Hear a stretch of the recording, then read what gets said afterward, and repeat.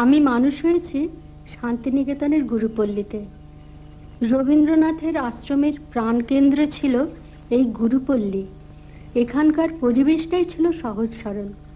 সাঁওতালদের গ্রাম চারপাশে, তার মাঝে কদম গাছ, পলাশ গাছ, বনপুলক গাছে ঘেরা এই শান্তিনিকেতন। এখানে আসতেন সারা পৃথিবীর জ্ঞানীগুণীরা। আমার দাদুকে গুরুদেব নিয়ে এসেছিলেন ব্রহ্মচর্য আশ্রম তৈরির সময়ে। তখন থেকেই পুরো পরিবার এখানেই।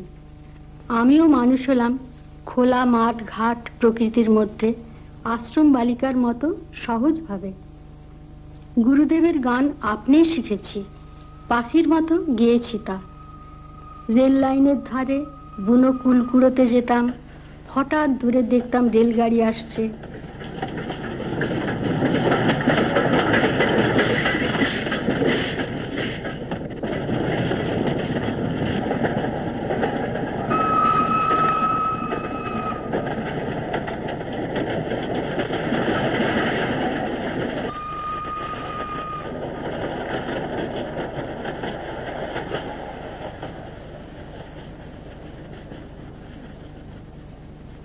কত কথা মনে পড়ে যায়।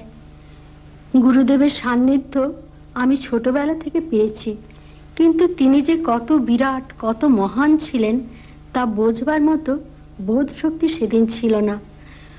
কত সহজভাবে তার কাছে গেছি, কথা বলেছি, গান শিখেছি। এখন মনে হয় সবই স্বপ্ন। তার বিশেষ স্নেহদৃষ্টি তখন পেয়েছি, তার মূল্য তো তখন বুঝিনি। মনে পড়ে মাঝে মাঝে গুরুদেব আমাকে ডেকে পাঠাতেন নতুন গান শেখার জন্যে।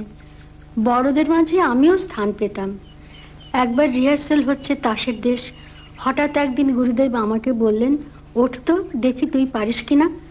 উতরে গেলাম, ভূমিকা পেলাম, একটি গানও দিয়ে দিলেন।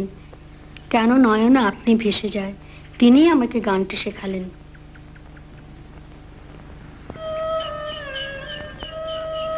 আজও এই শ্যামলীর সামনে যখনই এসে দাঁড়াই, তার সঙ্গে প্রথম দেখার কথাটা আমার মনে পড়ে যায়।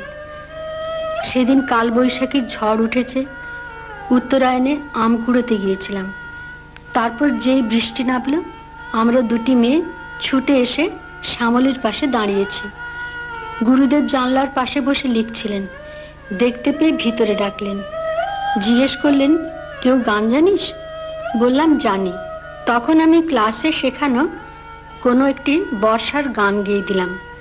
প্রকৃতির সঙ্গে মিলিয়ে গান তো আপনিই এসে যেত। খুব নজরে পড়ে গেলাম। আমার গানের জন্যে তার অনেক স্নেহ পেলাম। আমার ডাক নাম মোহর, ভালো নাম ছিল অনিমা। উনি বদলে করলেন কণিকা। সেই যে তার আশীর্বাদী নাম নিয়ে যাত্রা শুরু হলো, তারই শক্তিতে আজও আমি চলেছি।